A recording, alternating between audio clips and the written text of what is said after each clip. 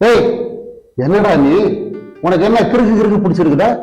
வீட்டை போய் அக்கா பேர்ல எழுதி வைக்கிறேன்னு சொல்ற? அப்படி போடு, அதுதான் கரெக்ட். இவன் வீடு அக்கா பேர்ல இருக்கிறதா எனக்கு சேஃப்டி. யோ, என்னையா வளர்ற? நான் ஒன்னும் வளரல. கல்யாணமாகி 3 மாசம் ஆகல. இந்த சின்ன விஷயத்துக்கு கோச்சுக்கிட்டு வீட்டை விட்டு வெளியே போயிட்டா இவன் பொண்டாட்டி. போனதும் இல்லாம இந்த அக்காவை மன்னிப்பு கேட்க சொல்லி டிமாண்ட் பண்றான். நாளைக்கே வீட்டுல வந்து உட்கார்ந்துக்கிட்டு இது என் புருஷன் சொத்து, நீங்க 2 பேரும் வீட்டை விட்டு கிளம்புங்கன்னு இவனோட அக்காவையும் மாமாவையும் விரட்ட மாட்டான்னு என்னையா நிச்சயம்? யோ மீச, வாய்க்கு வந்தபடி எல்லாம் பேசாதையா. அது மட்டுமா செய்வா? வீட்டை அவ பேருக்கு எழுதி வைக்க சொல்லி கேட்டாலும் கேட்பா. பொறுத்திருந்து பார். சீ அப்படிலாம் சொல்லாதீங்க. என் பொண்டாட்டி அப்படிப்பட்ட பொண்ணு கிடையாது.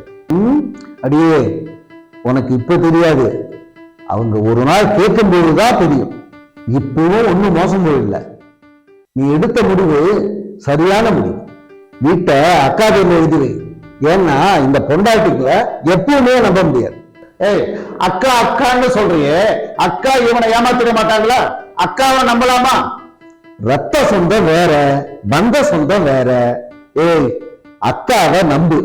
எப்பவுமே பொண்டாட்டி பம்பு.